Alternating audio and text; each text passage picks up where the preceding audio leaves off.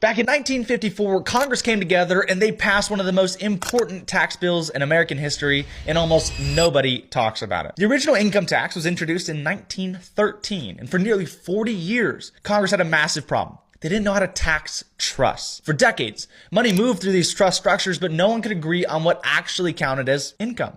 There was no clear rule, no consistent framework. So in 1954, Congress came together and they stepped back in. They passed what we now call Subchapter J of the tax code. On the surface, it looks boring. It's just the section that talks about trusts. But buried inside of Subchapter J was a quiet admission. Congress admitted they couldn't define income inside of irrevocable trust on their own. So instead of forcing a federal definition, they made a different choice. They said, hey, we're just going to follow fiduciary law. In plain terms, it means the rules of the trust and the law of the state come first. The federal government comes second. That single decision changed everything. Because now, trust income wasn't being defined by politicians or federal agencies. It was being defined by the fiduciary of the trust, the trustee. And Congress understood exactly what they were doing. They understood trusts because they used them. They were trustees of family trusts and estate trusts, long-term structures designed for generations. This wasn't about breaking the law. It was about writing the law around their fiduciary structures. That's why this history makes people uncomfortable, because most people were taught that the IRS decides everything.